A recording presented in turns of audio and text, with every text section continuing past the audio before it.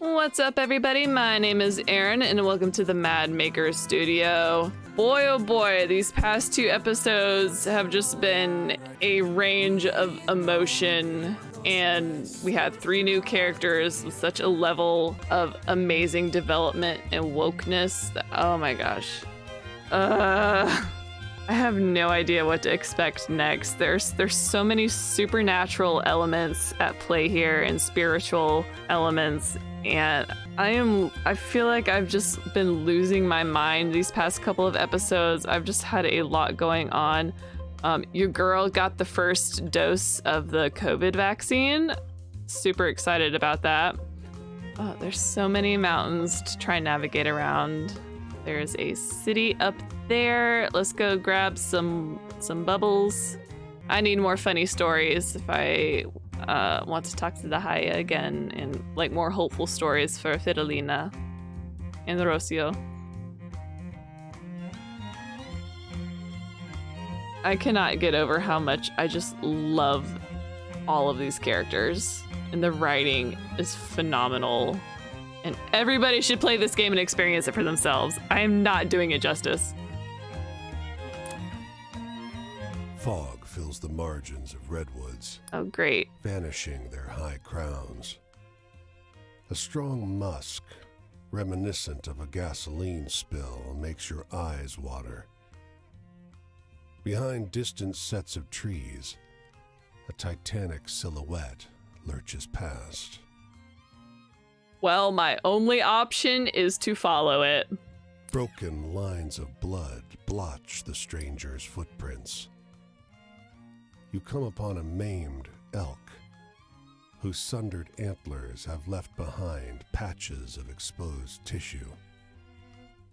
The sediment-covered corpse seems to have been dragged some considerable distance.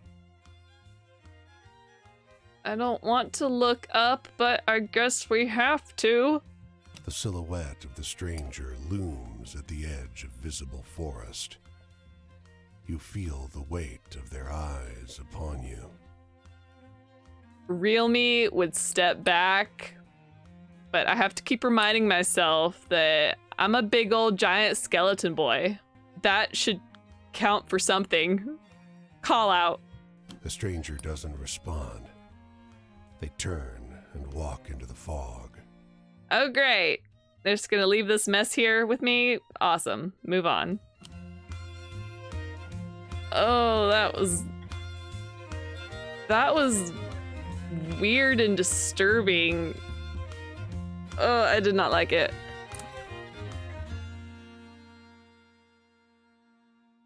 It's break time at this half-finished bridge. The workers are gathered around a young man who sits on a bucket like a king. They listen raptly to his story about the bushwhacker's vengeful ghost. Listen to the tale. You realize it's the story of the wounded soldier, but heavily embellished. The young man on the bucket tells it masterfully, doing all the voices as if he's told it this way 1,000 times before. What a story! It's nothing close to what actually happened, but this version is pretty good. You'll have an easy time remembering it. Move on. Okay, so that soldier, because we met a second soldier at the Alamo. Okay. Got it. Just like that, we're in Idaho. For hours now, you've seen it circling overhead. Its wings cutting across the sliver of sky you can see framed by the crowns of vast redwoods. But it's gotten closer. The cry that echoed from afar now seems dangerously near. Look skyward. And suddenly, the eagle swoops down, claws splayed before it, wings spreading into a crescent of knife-sharp feathers. Run for cover or keep watching it. I need to start keeping track of like these symbols that pop up and how many stories I have for each of them. I don't think it's gonna swoop at me, so I'm gonna keep watching it. It dives at you like Great. a bomber biplane, body contracting into a bullet racing groundward. You tell yourself you won't flinch. But I'm a flinch anyway. Something soft and incredibly fast brushes against your face. When you open your eyes, the eagle is climbing toward the sky already. A little forest mouse caught in one claw, wrinkled tail flapping in the wind. So majestic.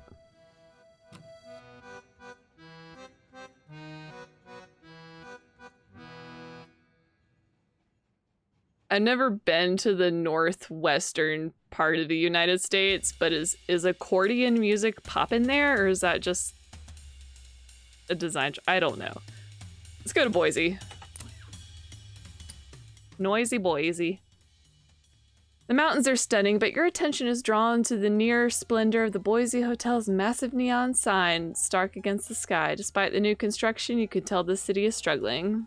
Explore or earn money. Let's explore first. People throng the fair, filling the air with laughter and chit-chat. Kids thread and weave through the stalls, laughing, and knots of farmers stand discussing the various animals on show. Wander the fair. You guys remember fairs? The cow is resplendent.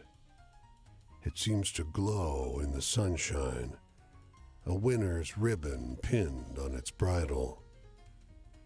The women smile when they see you looking. The one holding the bridle waves you over. Approach. Isn't she a beaut? First in her category. The woman sat milking chimes in. She deserves it, wouldn't you say? She doesn't wait for an answer. Want to try some? Sure. You walk over as she dips a cup in the milking bucket. As you get closer, you see the patches on the cow's skin. Thick, irregular clumps of scales. The woman holds out the froth-laden cup. I don't think I should drink it, but I'm going to anyway. The milk is thick and slimy. Ooh. It tastes meaty. Now your lips have parted the white froth. You see the liquid has a livid purple color, like a bruise. One of the women giggles. You've a mustache. Are we seeing the same thing? Is this not a cow? What is happening? What? What? I'm gonna move on. Let's see if my health went down. No, okay. The scaly cow at the fair. I don't know what to make of that right now. Let's earn some money. You wander the streets of the city looking for a way to make some cash. I was thinking about trying to panhandle again, but since they just said this is like a new city and it's struggling, I'm just gonna look for work. You're standing outside a department store that emphatically had no day work available when an exasperated woman carrying a small terrier rushes onto the sidewalk.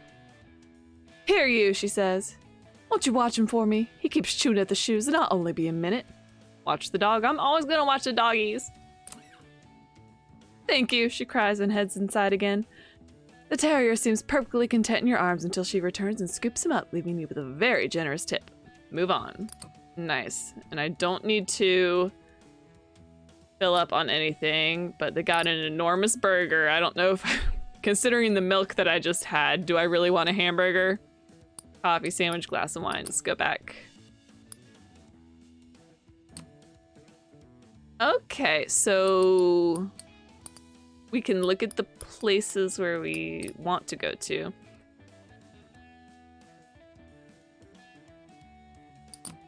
Let me leave and see where I am.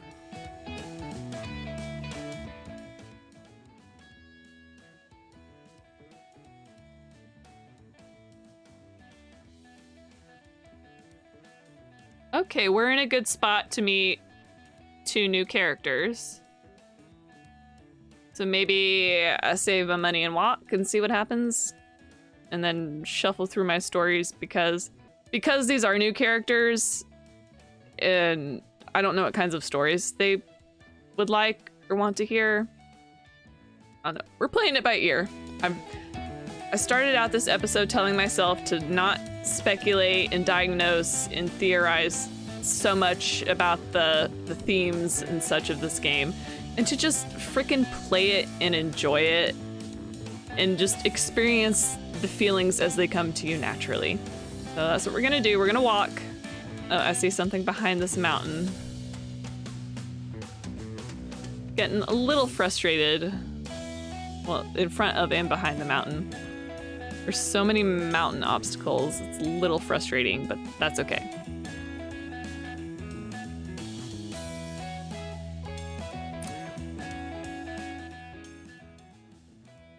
Two musicians beckon you over. Billy split. Our show's in 5 minutes. You play the upright bass? You don't. It doesn't matter. Keep plucking this string. Look, we'll pay. You fake it for a couple songs feeling like an idiot, but hey, you got paid. Okay. I just got paid. I didn't get a story out of that. Okay.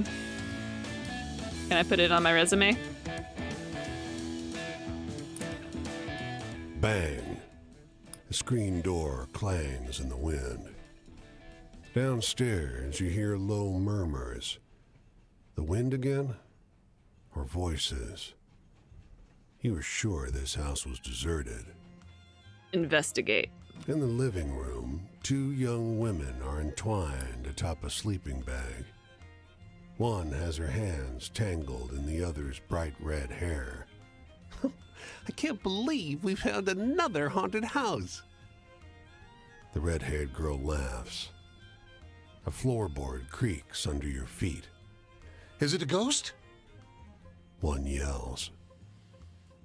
I'm not a ghost, but I do want to hear about the other haunted house you were at. The red-haired girl is jumped up between you and her companion, but relaxes her stance at your words. Well, if you're talking, you probably aren't a ghost, The blonde says. The red-haired girl looks to her, and then back towards you. What are you doing here? Just passing through, or what are you doing here? The other girl draws up straight, We emphasizing the word. are having an adventure.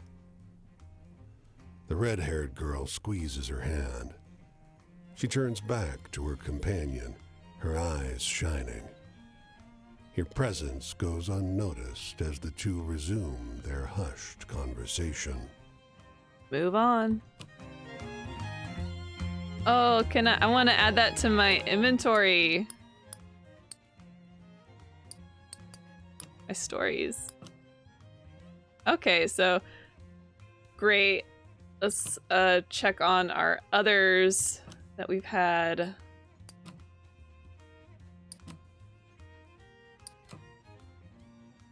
Still waiting for a lot of these to grow in telling. Okay, 66 stories. Check our map. We're in Oregon. Okay, cool. We'll just keep going this way.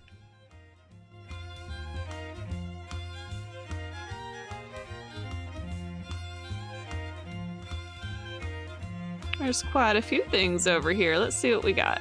Here's a story. The waitress at this diner is sharing an outlandish tale with one of her regulars. I heard it from my sister-in-law, she says. It happened to her daughter's friend. It's true. She notices you listening. Hey, have you heard this one before? Which one? She regales you with a story about the legendary Gwyn Miche, the richest and most ruthless bootlegger ever. Halfway through, you realize it's a story of the shootout between the female bootleggers and the cops, but highly embellished. What do you think about that? The waitress exclaims. It's an interesting tale. Sure is, she agrees, and true, every word of it. Move on.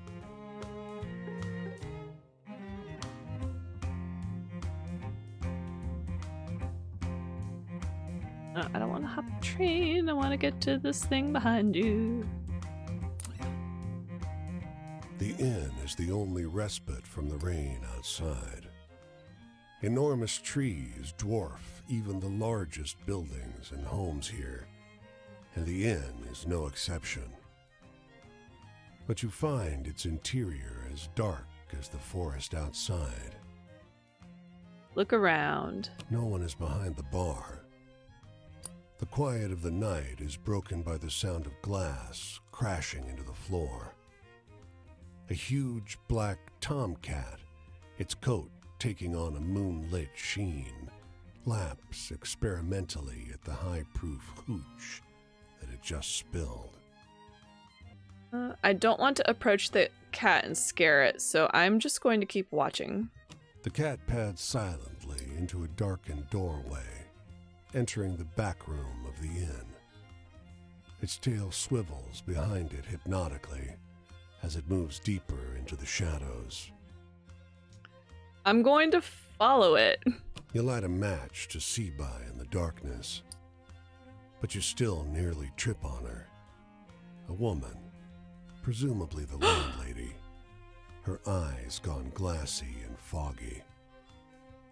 And on her chest is that damned cat, snout to her face, sucking in the air from her dead lungs. Excuse me? First off, is this a supernatural cat or just a regular cat? Because I could see it being both. Oh, that is scary. There's so much death and scary stories. I feel like this is building me up for something and I'm legitimately terrified. Maybe I don't know the word for it. Not like I'm like too scared to play it, but I'm concerned. I'm concerned. What is going to befall our character as we reach the end of the game? My heart is pounding. A weathered man unties a fishing boat from its mooring. You heading out to fish? Can rent you a boat if you like. The lake's well stocked, but... He isn't smiling anymore. What's the matter? There's a monster in the lake. Locals say it's the biggest trout ever to live. But they're wrong. It's not a fish. It's something else. And I'm gonna be the one to catch it. Watch from shore or take a boat out? Well, just because I've seen that icon pop up a lot, not so much this one, I'm going to choose to watch from the shore this time. Someone passes a beer into your hand. Waves of chatter wash over you as you listen to the fisherman's stories. Will's been chasing that fish for years now, man tells you. I don't think he'll ever catch it. It's good fun to watch him try. Sip your beer. Eventually, the convivial chatter is broken by a huge splash. Willy floats in the middle of the lake, his boat upturned, his cap bobbing gently several feet away. Almost had him that time. He splutters through a mouthful of water. Almost had him.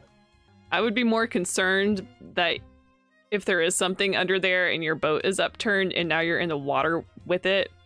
Good luck next time, Willy. I'm moving on.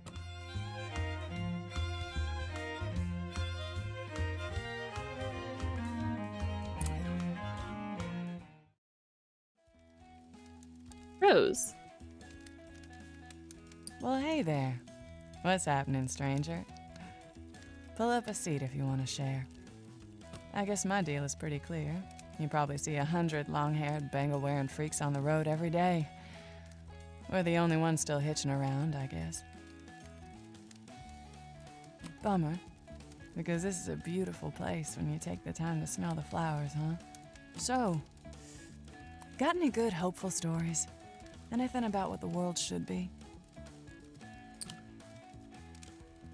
I hope so. Now, is it just me?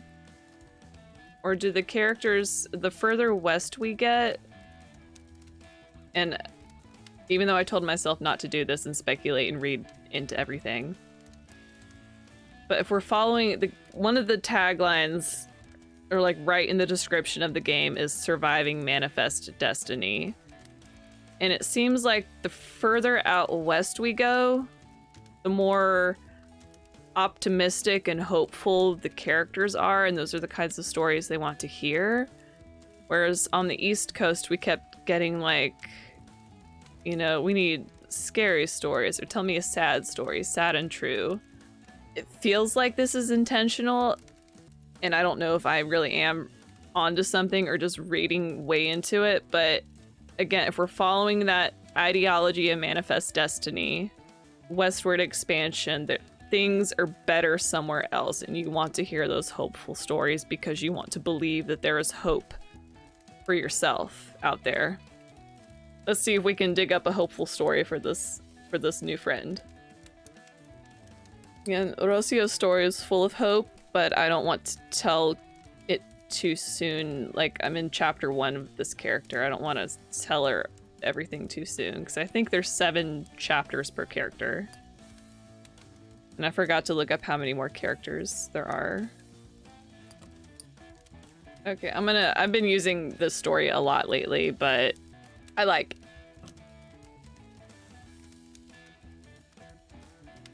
Oh, that's good. I'll share that one when I get back home. So it seems she does have like a physical home, maybe? Faith.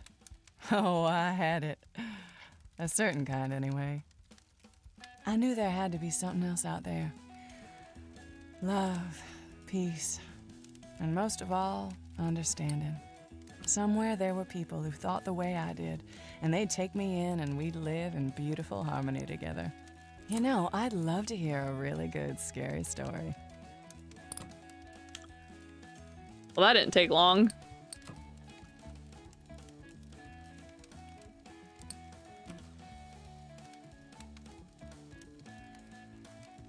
Oh man, that's really good. Good and scary, I mean. My family? Well, they were just normal, you dig. Real Pleasant Valley Sunday squares.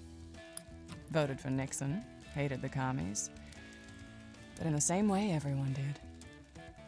What time period are we in right now? Hold on.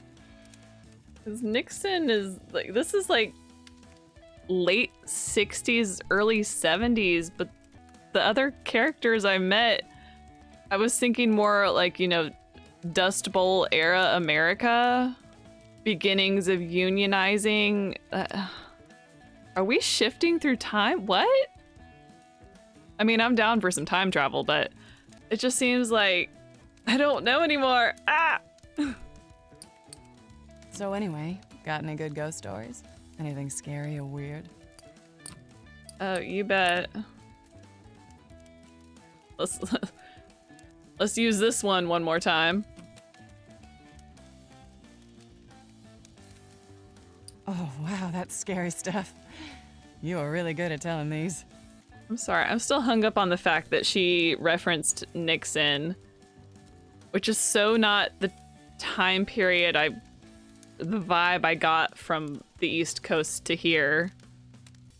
I can't stop thinking about, like, am I shifting through dimensions? And that's why I'm also getting like all this supernatural stuff happening to me.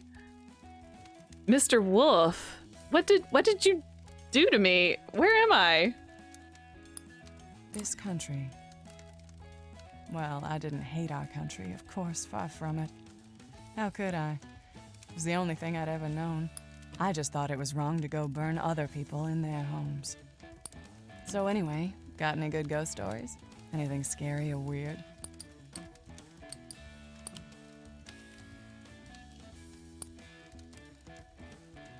That was pretty weird. The lemonade. Yeah, let me do that. Oh, wow, that's scary stuff. You are really good at telling these. That and the theatrical railroad worker. The metal This woman has thrown everything I thought I grasped about this game out the window just because she referenced Nixon and Vietnam, and what time period am I in? Is there consistency? Am I a, I'm not, I'm driving myself insane right now, and there's no reason for me to. Let's keep going. I need to back out and reevaluate what I thought I knew about this in-game universe. Heaven. When I heard about the scene in San Francisco, it seemed like it must be heaven. But when I got there, it was over. Heaven lasted a summer, I guess. You know, I'd love to hear a really good, scary story. Well, luckily for you, that's pretty much what I got. Yeah, I just put the bus in my inventory recently, so I don't think I've told anyone about that yet. What, you think that's cool? Sounds more like you made it up. Excuse me, ma'am, but I thought it was very riveting. Freedom. Yeah, it's wonderful. The wind in your hair, the sun on your skin. Until you realize that now you're free to starve or sleep on the street or get followed by strange men. At least someone feeds you in a cage. Ow. Well, there it is. And I feel like I've been doing all the talking. But the sun's coming up soon, so I gotta get ready to go. Heard some interesting stuff about a group of folks getting by up this way. And where are you going? What's your deal, Seeker? What's the future hold for you? I don't know anymore.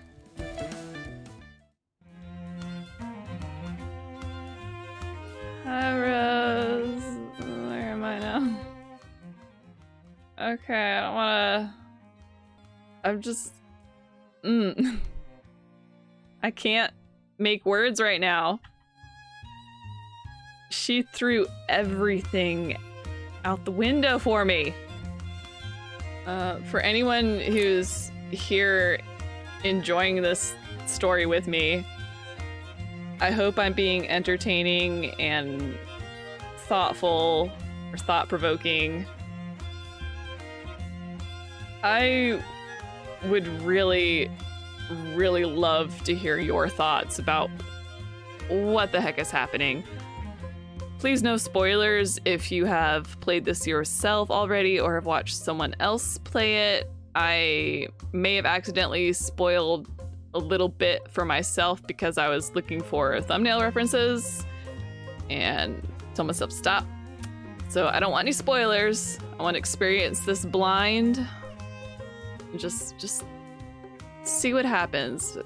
My blood pressure just shot way up after talking to Rose. She's got me in a tizzy, and I need to go to Seattle, hear an embellished story, and meet a new campfire friend and call it a day because, boy oh boy, it's felt like a day already. It's raining, of course. People hurry through the streets with their collars up and water streaming off their hats. North of Pioneer Square, there's a Hooverville with its own mayor, they say.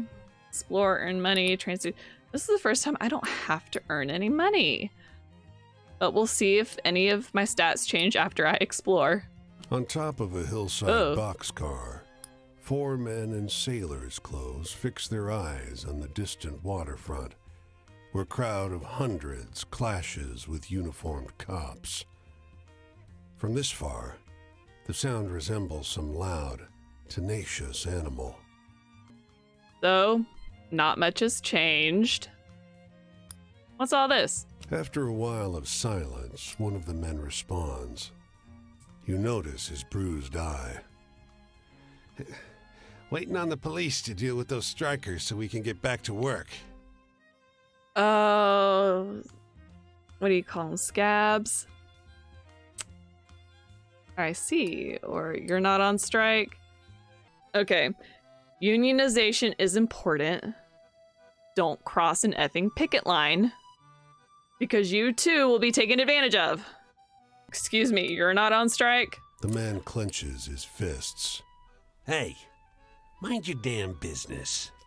I most certainly will not, but since I only have an option to walk away, all right then. One of those bastards dragged me off the pier and... The police open fire into the crowd. As the shots ring out, the character of the sound changes altogether into terror and pain. Oh, fuck this. Bye. Oh, bye. No point dying for a day's work. The man crawls to the edge of the boxcar and hops off. The sound of gunfire continues all across the port, but the dense picket line remains unbroken. Yep, scabs. They're scabs. Okay. Well, I don't need anything, and I don't want to... Let's see what they got in their store. They got fresh salmon, PB&J, root beer, and fried chicken.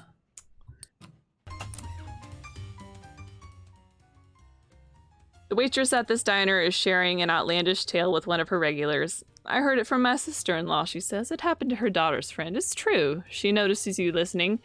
Hey, have you heard this one before? Which one? She regales you with a story about the fisherman and his fish calling seagulls. Halfway through, you realize it's a story of the seagulls and the fisherman, but highly embellished. What do you think about that? The waitress exclaims. It's an interesting tale. Sure is, she agrees, and true, every word of it. Move on. Okay, so because we told that one a couple of times, it had an opportunity to grow.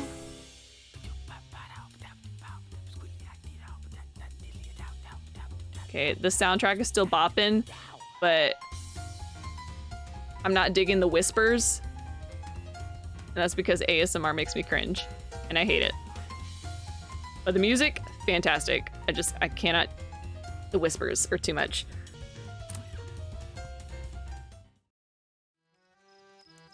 August. You see me here? You think you know me? Well, you are not at all what I expected. I didn't start out in the gutter. I was raised right. Mama taught me to read off the Bible. But I'd save up my nickels for the collection plate and buy story rags instead. That smell of wood and paper. Anyhow, you got any stories that end looking up? I miss those hopeful ones. Again, he's following along with the theme of our West Coast characters of wanting more optimism versus like pessimism and like tragedy. They want hopeful, happy. Rose wanted a lot of scary stories, which I was thankfully prepared for. But again, just looking at this gentleman, I'm questioning what time period we are in. Because at the beginning of the game, it made sense because you had like people working in the field and farmers and just the way they were dressed and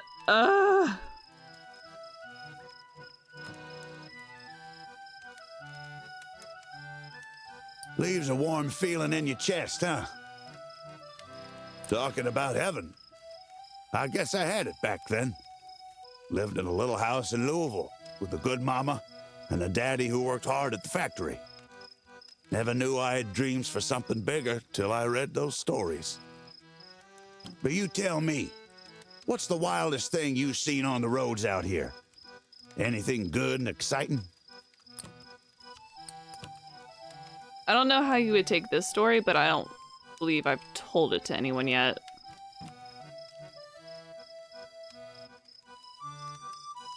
My blood's pumping. That's the kind I used to like as a boy. Well, we're talking about the rules. My daddy hated those rags. He whipped me good. Told me hard work's the only way to survive in this world. No use living in my head. So I miss them blood-pounding adventure stories. You got any like that?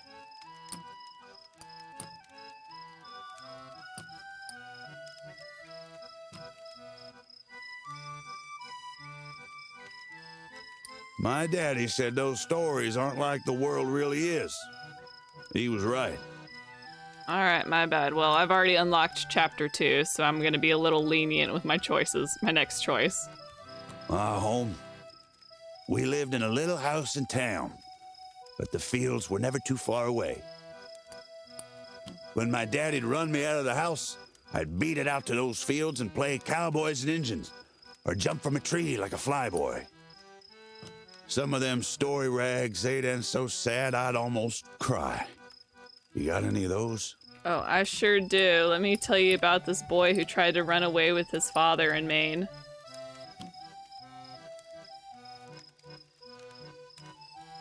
I like the hard ones, when they end good, and that one's good. I did my chores, said my prayers every day. I was a good boy. But in those rags, I was free. I could be whoever I wanted. But you tell me, what's the wildest thing you've seen on the roads out here? Anything good and exciting? So he's all about excitement and adventure like Dupree. Can I tell him about Dupree? Yes. Ooh, tell another like that and you could write a good rag. I immediately regretted doing that because I had just gotten through all these other iterations of characters saying, no, I'm just in chapter 1. I don't want to say anything too soon. But I got too excited. My fate was cast the moment I first read those story rags. First time I bought one, I used an extra nickel I found on the ground. If I hadn't, I'd have wasted my nickel on hard candy. My daddy wanted me to quit reading them rags. Said it kept me from hard work. Got his wish, but he didn't get hard work instead. Anyway, I'm headed out this way when the sun comes up. I like your tales. Hope we cross paths again.